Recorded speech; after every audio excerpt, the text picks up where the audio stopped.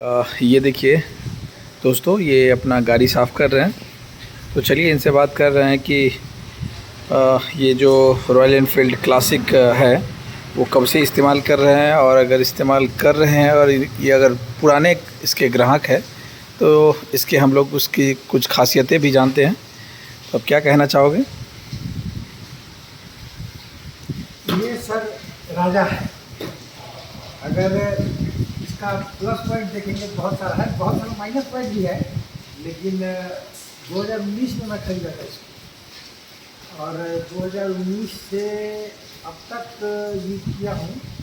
25,000 kilometre चलाए हैं और मोटा मोटी ये मान के चलिए कि इससे बेहतर मुझे कुछ भी नहीं लगी, क्योंकि मैंने 220 भी चलाया है और जितना भी माइलेज बाइक होती है वो सब भी चलाया है। जावा भी रखा था, तो पर इससे बेहतर कुछ भी नहीं है।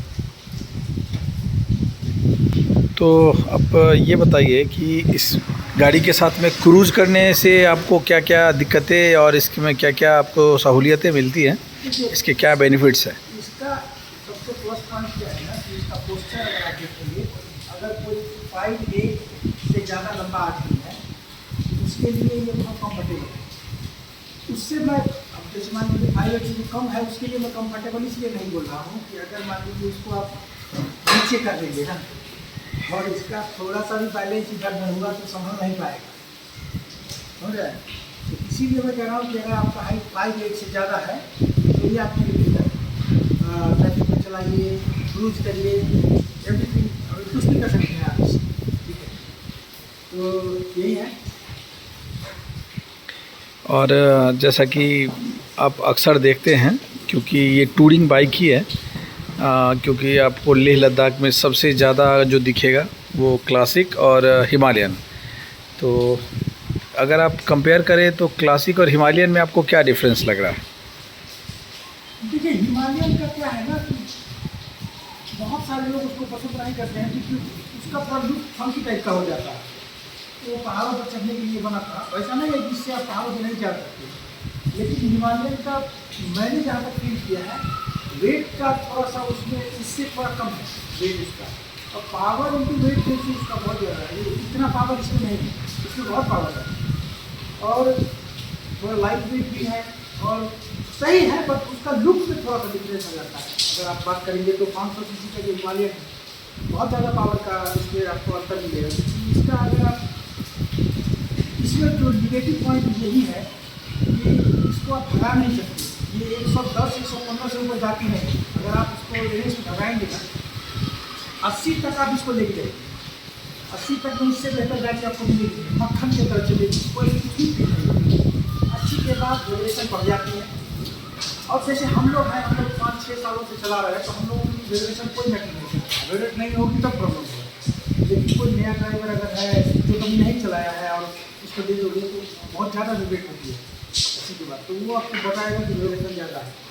और टॉप स्पीड के लिए गाड़ी है ही, क्रूज करने के लिए है, आराम से 80 के स्पीड में जाओ। और जहाँ की आपके पास में जो कि बाइक का आपके पास में एक सीरीज़ है, तो उसके आपके पास स्पोर्ट्स बाइक भी है।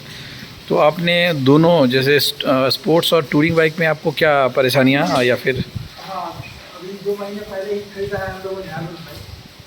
क्योंकि R15 क्या है ना कि अगर आप उसके चलाने के आदी हो चुके हैं, हैबिचुएटेड हैं, तो वो सही है आपके लिए। जैसे हम लोग अगर उसको चलाएंगे तो बहुत चला लेंगे तो 25 से 30 किलोमीटर, उससे ज़्यादा हमसे चलेगा नहीं, बहुत प्रॉब्लम होती है। क्योंकि प्रॉब्लम ये है कि आपका अपर वेट का सारा हैंडलिंग पे आ जाता है, तो वहाँ पे मुझे थोड़ा प्रॉब्लम होती है। और आप बाकी सब में R15 बहुत बेहतर है। जैसे अगर पावर की बात करेंगे, पावर बहुत ज़्यादा है और पिकअप भी बहुत है और माइलेज भी बहुत ज़्यादा है। अब हम स्पोर्ट्स बाइक की अगर बात करेंगे तो 45-50 के अप्रोक्स में माइलेज देती है, तो वो सब सही है। बट आप क्रूज नहीं कर सकते उससे ना। आप 100 किलोमीटर आप जो मान लीजिए 5-6 सालों से यूज कर रहा है वो भले ही कर लेगा, हम लोगों से नहीं होगा। तो दोस्तों, थोड़ा पोस्टर का प्रॉब्लम है। हम लोग उस बाइक का भी रिव्यू जल्द लेके आएंगे। फ़िलहाल हम लोग एवरग्रीन रॉयल एनफील्ड पे हैं, तो मैं आपको ये बाइक देख के लगेगा नहीं कि ये बाइक 4 साल से ज़्यादा हमारे पास में है 4 सालों से। और 5 साल से ज़्यादा हो गया, 2019 बताइए, अभी अभी मुझे पता चला कि ये 5 साल इस बाइक का हो चुका है। तकरीबन 5 सालों से ज़्यादा हो चुकी है इस बाइक को। और अब इस बाइक का कंडीशन देखिए, एकदम नई की नई है।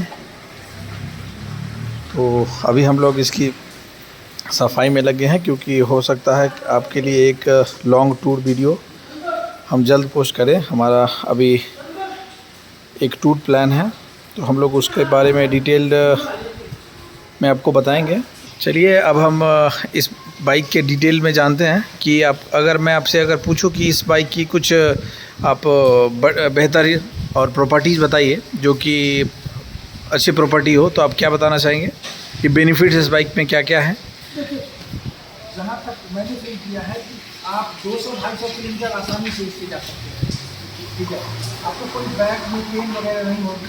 हाँ, पिलियन के लिए थोड़ा सा प्रॉब्लम है, बट अगर आप सिंगल सफ़र कर रहे हैं ना, तो 250-300 किलोमीटर एक दिन में आराम से सफ़र कर सकते हैं। और माइलेज भी 350 सीसी के हिसाब से माइलेज ठीक है, 35 के अप्रॉक्स में आपको माइलेज दे देगी NH पे। तो और सबसे जो इसका प्लस पॉइंट मुझे लगा है इसको चलाने में, जब आप एक लंबे आदमी जब इसको चलाता है इस तरह से, तो साइड से अगर मान लीजिए कभी कोई हल्की चीज़ टकरा भी गया, ये मैं नहीं कह सकता हूँ कि ट्रक से आप टकरा जाओ, बट हल्की सी कोई चीज़ अगर टकरा भी जाएगी ना, तो आपका ये हिलेगा नहीं। ये ग्रिप इसका इस तरह से बना हुआ है। क्योंकि कुछ दिन पहले ऐसा हुआ था ना कि मैं एयरपोर्ट जा रहा था, तो बगल से कार के शीशे में टकरा गया था हैंडल से। यहाँ पे आप देख भी पाएंगे थोड़ा सा स्क्रैच लगा हुआ है इस साइड में, यहाँ पे टकरा गई थी, ठीक है। यहाँ पे आप देखेंगे, इसको मैंने घुमा के ऊपर कर दिया है, ये देखिए। तो हम ये कह सकते हैं कि इस बाइक का जो बिल्ड क्वालिटी है वो इतनी बेहतर है कि आपको इस बाइक में, तो जैसा कि इस बाइक का बिल्ड क्वालिटी के मामले में कोई जोड़ा नहीं है, क्योंकि फुल मेटेलिक बॉडी है। आप देख सकते हैं कि इसके एक एक पार्ट, अब मैं अगर आपको साउंड आप सुन सको, तो हर एक चीज़ जो है एकदम स्टील का है। देखिए, तो अगर आप दूसरा कोई बाइक देखेंगे ना, तो उसको यहाँ से अगर दबाएंगे तो ये दबेगा, और ये इसको आप नहीं दबा सकते। देखिए, पूरी ताकत से दबाने की कोशिश, हिल भी नहीं रहा। बहुत ही बेहतरीन बिल्ड क्वालिटी। अभी नया जितना भी लेके आया है उसमें शायद इतना नहीं है, और नया जो रॉयल एनफील्ड BS6 आया है उसके हैंडलिंग में भी आपको बहुत ज़्यादा सॉफ्टनेस है, ये बेहतर है। और अगर हम यहीं पे इसका ड्रॉबैक का बात करें, तो आप ड्रॉबैक में क्या बोलना चाहोगे? ड्रॉबैक फील हुआ है कि ये बैक का कंपनी को थोड़ा सोचना चाहिए कि आपने आगे तो कंफर्टेबल बनाया है, बट पीछे वाले के लिए क्या बनाया है आपने। बहुत ही छोटी सीट है और ये उतना कंफर्टेबल नहीं है। बैक रेस्ट में ये मैंने अलग से लगाया हुआ है, कंपनी के रड दे रही है बस। तो भाई 3.5 लाख की बाइक आती है अप्रॉक्स, 2.5 लाख प्लस में, इसमें थोड़ा प्रीमियम का बिजनेस। और सबसे जो इसका ड्रॉबैक मुझे लगा है कि आप यहाँ पे लीवर से इस तरह का लगा हुआ है, आप देखेंगे इसमें बैटरी रहती है, यहाँ है बैटरी बॉक्स है ये। अगर आप इसको स्टार्ट भी कर दोगे और इसका प्लग निकाल दोगे बैटरी से, तो गाड़ी बंद हो जाएगी। कहने का मेरा मतलब ये है कि विदाउट बैटरी ये डब्बा है। मतलब कहीं ना कहीं इसका हार्डकोर डिपेंडेंसी है बैटरी के ऊपर। हाँ, मान लीजिए आप कहीं जा रहे हैं, रास्ते में आपका बैटरी डेड हो गया, तो आप इसको स्टार्ट नहीं कर पाएंगे। तो कहीं ना कहीं ये जो डिपेंडेंसी है, किसी दूसरे का बैटरी लेके और स्टार्ट कर दें और फिर अपना गाड़ी को स्टार्ट किया, ऐसा नहीं। जैसे ही आप प्लग छोड़ेंगे गाड़ी बंद हो जाएगी। तो ये इसके बारे में कंपनी को सोचना होगा कि भाई इसका डिपेंडेंसी ख़त्म करो, फिर इसका प्रॉब्लम लगा है। अगर मैं आपके बाइक को देखूं तो आपने काफ़ी ज़्यादा एसेसरीज इस बाइक में आफ्टर मार्केट लगाया है, तो आप बता सकते हैं कि आपने क्या क्या आफ्टर मार्केट एसेसरीज इस बाइक में? देखिए, ये तो लेग गार्ड हमने लगाया है, पहले वो राउंड वाला था, थोड़ा हैवी लग रहा था, ये लगा दिया है मैंने। काफ़ी उसका बिल्ड क्वालिटी बेहतर है और थोड़ी हल्की भी लग रही है। इसके बाद ये यहाँ पे देखिए, ये दिखा पाएंगे, ये फ्लिपकार्ट से मैंने मंगाया है, ये 5-5.5 की आती है। ये थोड़ा सा अच्छा क्वालिटी का है, इसलिए मैंने इसमें लगा दिया जैसे यहाँ पे। और ये स्विच लगा दिया है, क्योंकि जब नया कोई भी बाइक आती है, अभी हर कंपनी का क्या है, डायरेक्ट कर दिया है लाइट को। तो आप कहीं भी जाओ, जैसे हम लोग लॉन्ग टूर पे जाते हैं, मान लीजिए 300 किलोमीटर जाते हैं दिन में भी, तो ये लाइट जलती रहेगी। तो सारा का सारा प्रेशर बैटरी पे ही आता है, बैटरी जल्दी डेड होगा, तो इसलिए हमने यहाँ पे स्विच लगा दिया है। और ये बैक रेस्ट लगा दिया है पिलियन के लिए, बस यही है। बाकी एक्स्ट्रा जो था वो सब खोल दिया हमने। अगर मैं आपसे एक सबसे महत्वपूर्ण क्वेश्चन पूछूं कि इस बाइक को हम कितने दिनों तक, कोई भी कस्टमर जो बाइक इसको ओन करता है वो कितने दिनों तक रख सकता है या फिर चला सकता है जिसमें कि उसे कुछ मेजर प्रॉब्लम ना आए? देखिए, अब जैसे नॉर्मल सर्विसिंग कराते हैं हम लोग ना, तो आप टारगेट बना लीजिए 3 महीना 2 महीना पे, जब भी आपको मौका मिले 2 महीना 3 महीने पर सर्विसिंग कराते रहिए। इसमें कोई ऐसा मेजर प्रॉब्लम आएगी नहीं, ठीक है। और इसको आप आराम से 15 साल तक कंपनी क्लेम करती है, जैसा मुझे पता है 15 या 20 साल जो भी हो। नहीं, इसके बाद ये 20 सालों तक तो आपको कुछ भी ऐसा इसमें आपको प्रॉब्लम नहीं आएगी। मेरा प्लान है तो मेरा तो पूरा ज़िंदगी चला जाएगा इससे 15-20 सालों तक यहाँ चलाऊँगा और फिर अपने गांव में रख दूँगा, तो ये चल जाएगी। चलिए, क्योंकि हम जहाँ तक मुझे पता है रॉयल एनफील्ड के चाहने वाले कई मैंने देखे हैं जो 50 साल से इसको मेंटेन कर रहे हैं, 1960 के से पहले की बनी हुई। और आज भी आपका जो बाइक दिखने से लग रहा है कि इसका इंजन BS4 लेवल का है। तो क्योंकि मैंने सुना है कि BS6 के बाद जो रॉयल एनफील्ड का इंजन है उसकी क्वालिटी जो पुराने वाले इंजन की क्वालिटी में थोड़ी बहुत चेंजेज हैं। तो मैं कोशिश करूँगा कि आप लोग के लिए दूसरा जो हमारा बाइक का एसेसरीज है और बाइक का हमारे पास जो स्टॉक है उसमें से हम किसी और बाइक का एनालिसिस करें